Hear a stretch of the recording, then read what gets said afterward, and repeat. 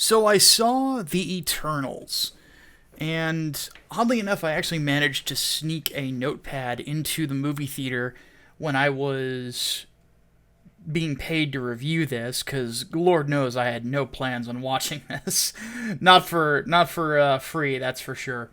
And I managed to jot down a good amount of notes, and basically that's what this review is going to be. Me going through those notes and really talking about the problems that this movie has, because, spoiler alert, it's not good. It really isn't. And I'm going to tell you why it's not good, and I'm going to tell you what could be done with it, and really why, if this is the direction that the MCU is going to go, I don't expect that you're going to be seeing that many quality films from the MCU in the future, to be honest with you. And it's unfortunate because I'll freely admit a lot of Marvel Studios movies up until Avengers Endgame I really enjoyed. So let's go ahead and get started. First off, the one thing that you're going to see as I continue to look through these notes is that the term imitation of life is going to come up more than once. And here's why. This doesn't really seem like an MCU film. It feels like an imitation of an MCU film. It's sort of like a Dollar Tree version of an MCU film. Somebody tried to make an MCU film by watching other MCU films and trying to parrot what they're doing, as opposed to actually doing it. It's sort of like teaching a parrot how to do Who's on First by Abbott and Costello. It's never going to be the same. It's never going to be even close because the parrot just isn't able to do it. And that's the problem of parroting things. You're never really going to be able to match the original because you're not the original. And if you can't form your own style, you're really just going to drown in a sea of, well, storytelling that you're just not used to or ready for. Now, the opening half hour of this movie honestly felt incredibly scattershot, which was another problem that the movie had as it went on. It jumps back and forth from past to present over and over and over again, as opposed to just linear storytelling. And the problem with doing this is that oftentimes the jumps are there to try to introduce some sort of a major plot point, but to be truthful with you, if you re-edited this movie and you did all of the past events and you lined them up until the present events, the storytelling would actually be a lot more compelling because the secrets that get brought up in the flashbacks would make the story that's told later on that much more interesting because the audience would know certain things about characters like Icarus and others that the characters themselves would not know, turning it almost into a sort of whodunit sort of scenario where you know who the killer is. Because as it was written, it doesn't have consistency. The pacing is all over the place, and it just doesn't work. Another thing that should be mentioned is that this film really needed a narrator. And I don't try to say that to be patronizing or something like that. I just feel like there's elements of the lore that could have been honestly explored or explained a lot better just by just saying what's going on instead of just getting it piecemeal.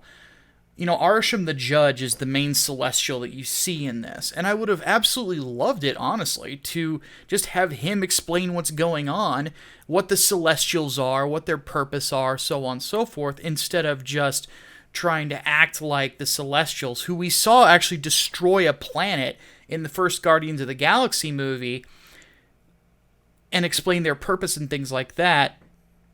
It just bits and pieces, like you know the Celestials aren't good at this point. You know, you saw, I don't think it was Arsham the Judge, I think it was a different one, that destroyed that planet in the first Guardians, and then Ego the Living Planet in this universe is also a Celestial, and he obviously was not all on the up and up either. So, again, it's just not good storytelling. Another thing that I noticed, though, is that there really needed to be an editor for this script. There really wasn't.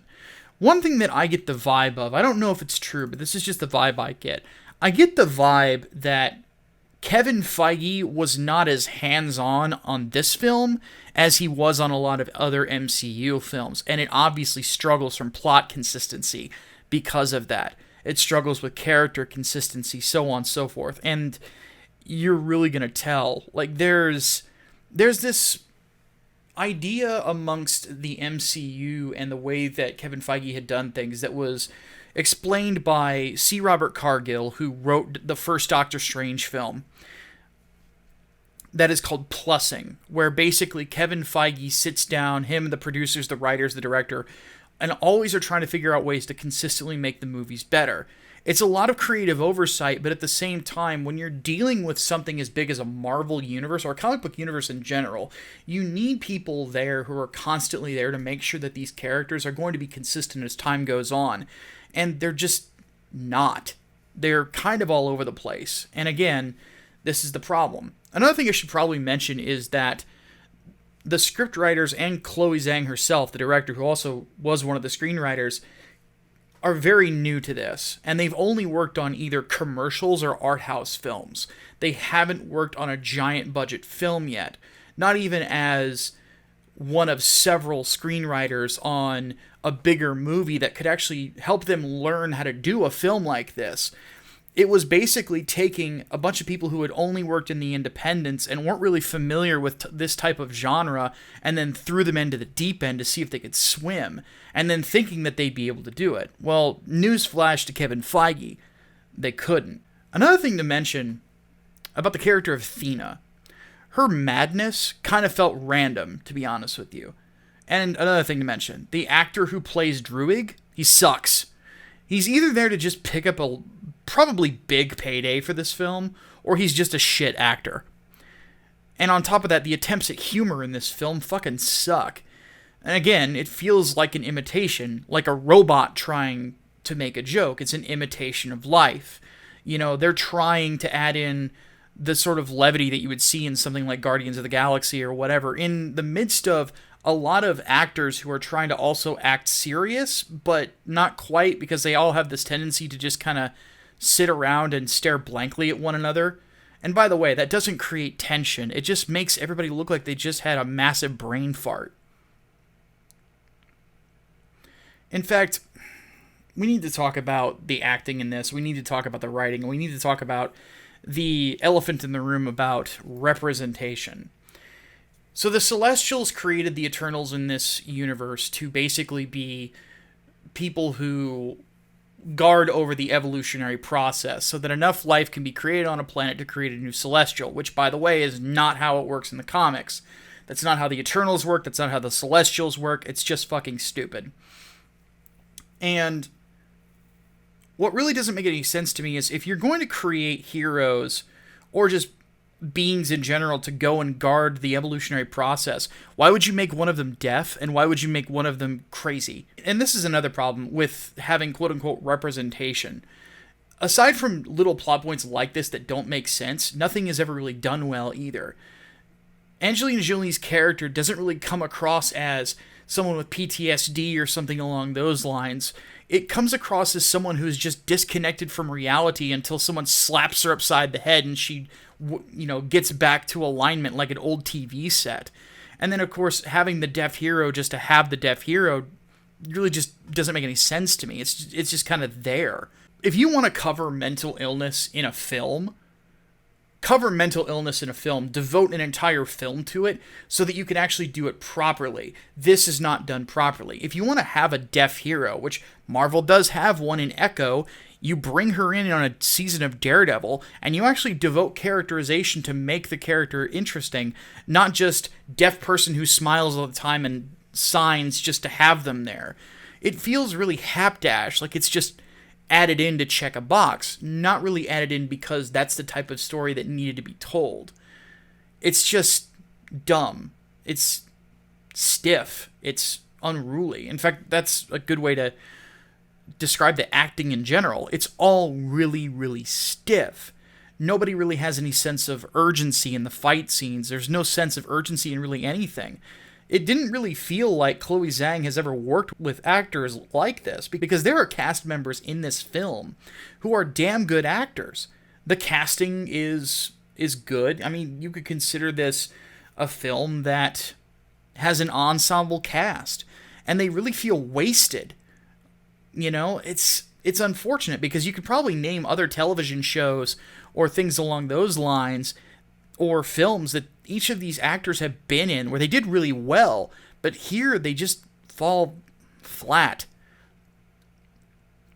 Again, this is someone who hasn't ever directed a film like this, has never worked with a cast this large, trying to do something like this, and is trying to be other MCU films, but it again ends up being nothing. The funny thing to me is that Chloe Zhang actually has a good sense of cinematography, though she kind of overuses the shot of the camera is in front of somebody and the sun is directly behind their head way too many times. But it's weird to have that and have good sense of angles and things like that, but really, really bad CG. It's kind of unfortunate. Again, I don't know what was going on with the editing of the script or just the editing of the film, but a lot of mistakes were made there. And let's be honest, Disney has access to Industrial Light and Magic. I'm pretty sure they actually own them. So why the fuck didn't you use them like you did with Iron Man?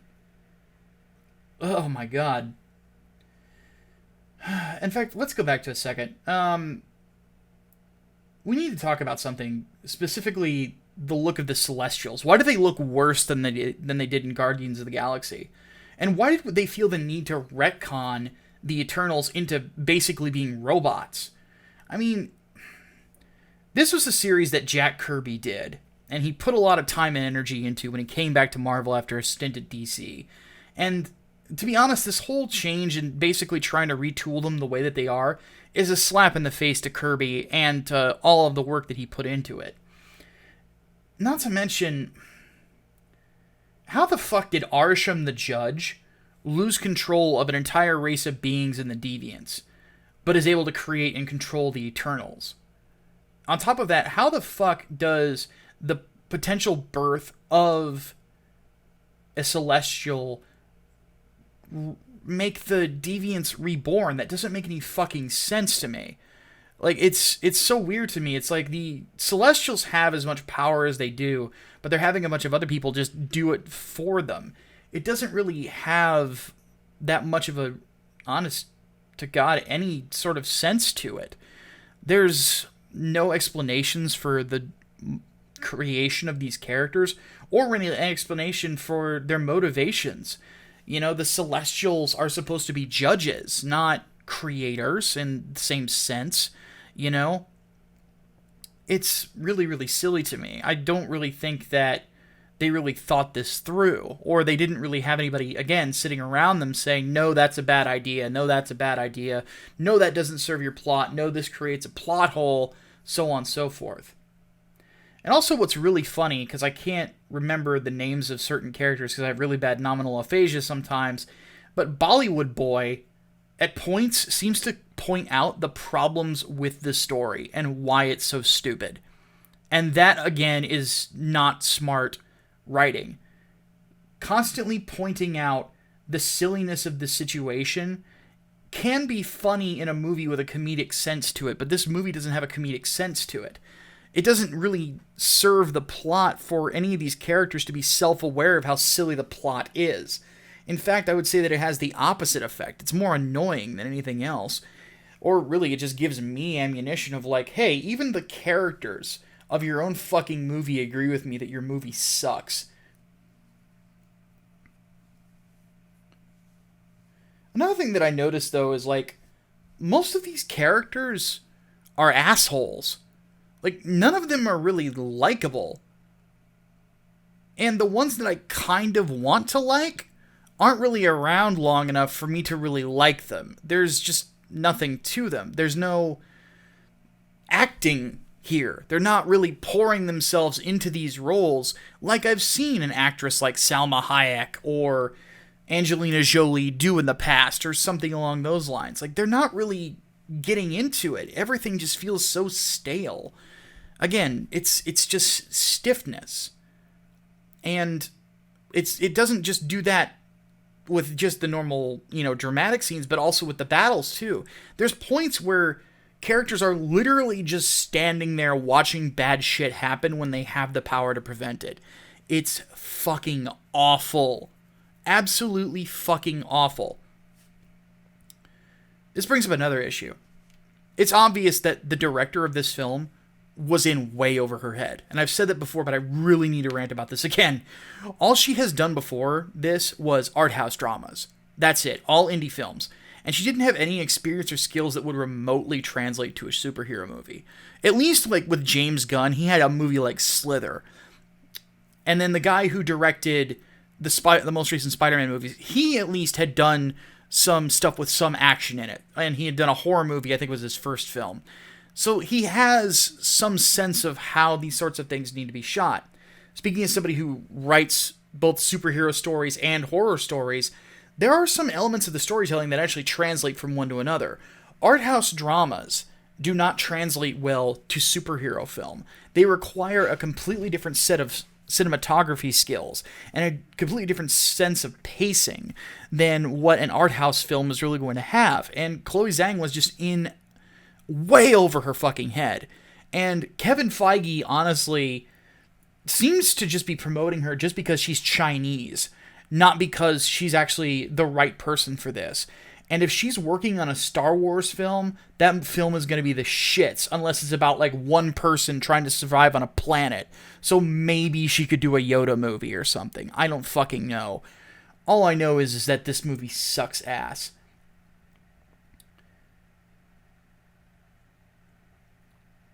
Another problem that I also have with it is the constant dumping on how bad humanity is.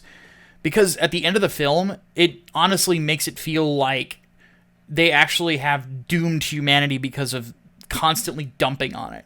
But again, that's another plot hole that if there was a good editor around that was editing this fucking script, they would have noticed. Not to mention, here's the problem with that. We have seen over 20 films made about how good humanity can be and the heroics that a human being can do. And I think back to a scene like back in the first Avengers film with that old German man standing up to Loki. That, you know, being emblematic of what it takes to be a true hero is that it's not necessarily having the giant muscles or things like that. It's about having the will to stand up against the things that are wrong. And this whole film, honestly, is so fucking cynical about humanity that it's like, you're trying to sell me on cynicism in a universe where I have seen the exact opposite is true. Shut the fuck up.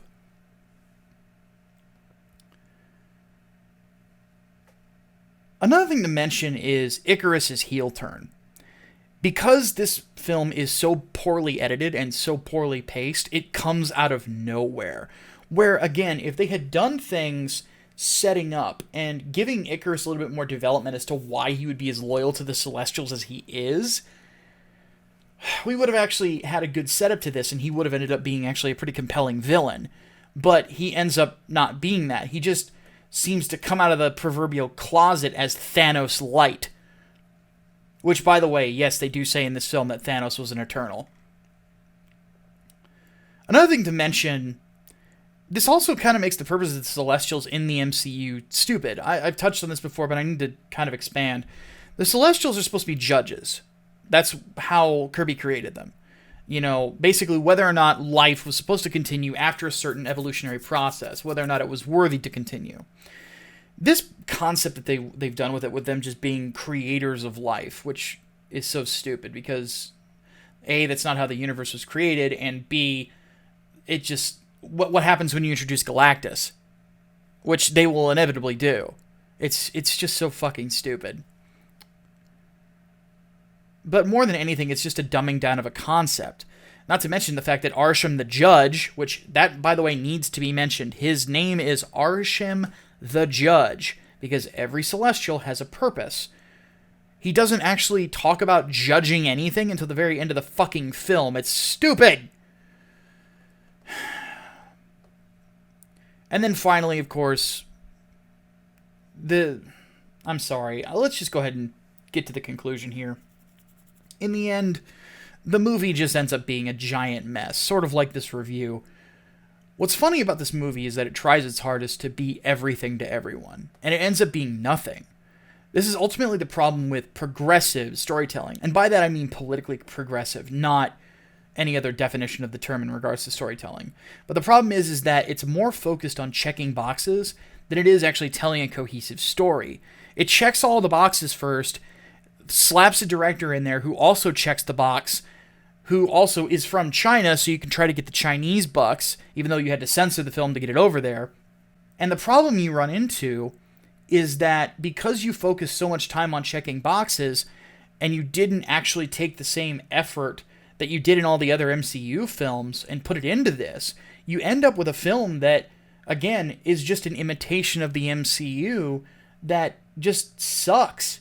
It just ends up being a mess. And it doesn't justify its existence outside of finally revealing the Black Knight during the end credits. Now, one thing I will say, whoever chose to cast Kit Harington as Dane Whitman did make a smart pick there. He'll definitely do the character justice, provided, Chloe Zhao doesn't direct him. As for Zhao, she really was just the wrong pick for this film. In fact, both her and the screenwriters for this film were so far out of their depth, it's honestly embarrassing. And it ended up just making a movie that just isn't enjoyable to watch at all. The characters suck, the pacing is fucking awful, and it's in desperate need of a competent editor or producer, neither of which it had. It's obvious that Kevin Feige basically gave Zhao free reign to do whatever the fuck she wanted, gave her a huge budget, and it just bit him in the ass. This is easily the worst MCU film yet. And yes, it's worse than Thor: The Dark World. And what's worse about it is that it's not bad in a this can be funny sort of way, but bad in a this is like being slapped in the face kind of way. What's really funny about this is before I saw the film, I actually chose to watch a random MCU film to watch for a comparison point. I just picked one that I owned. And I ended up choosing the first Guardians of the Galaxy. And then after I watched that, I watched the second one. And what's funny about it is that James Gunn was given a similar situation to Chloe.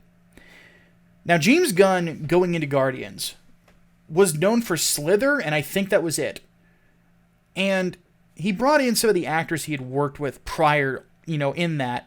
And what he ended up creating was a film that took liberties with the source material, because Drax doesn't really act like comic book Drax. He's actually a lot more interesting in the films than he is in the comics. Sorry, folks, if there's a Drax fan out there, that character was fucking boring through most of his publication. Gamora's a little bit different. Peter Quill is way different, and honestly also much more entertaining, because he tended to be fucking boring in the comics too, etc., etc. And he made something that had a lot of charm, had a lot of heart, and really reinvented characters to make them interesting for an audience. And then all of a sudden, you've got kids out there with Groot toys. Who the fuck in the year 2010 knew who Groot was, in all honesty, outside of a giant comic book nerd like me? Nobody. But he took those characters, he made them interesting, he made them unique, and he found a spark of life in all of them, and he gave them charm, and he made them interesting to watch, to where you just couldn't take your fucking eyes off of them. Chloe Zhao, whatever, she honestly does the exact opposite of that. She takes characters that, in the comics, are interesting. I'm a longtime Avengers reader. I like Cersei. I like the Black Knight. I like Icarus. They could be interesting. You could do interesting things with them. Instead, you just make them bland as fuck. People that just stand around fucking slack-jawed as bad things happen. Or they all do the exact same fucking stare at the camera hero team shot, which they, by the way, do at least 3 times in this fucking film for no goddamn reason. And it just ends up wasting your time. I hate this movie. I really do. So, avoid Eternals like the fucking plague. It's not worth the cash, and honestly, if they want to make a sequel to this film, I'm praying to God that they don't, even though they say the Eternals will return. Get a new director. Seriously, get a director that's going to actually understand the type of story that needs to be told. Somebody who's actually going to do their fucking research into the comic, like has been done with a lot of these other films, and make it interesting instead of this god-awful mess. Anyway, before I take off, don't forget, my latest comic book, Englewood Book 2, is now live on Indiegogo. Check the link in the description to back it today. And if you enjoyed the review, don't forget to hit that like button, subscribe, so on and so forth. You know the deal. Until next time, my name is Micah Curtis, your favorite vanilla gorilla. Thanks for tuning in.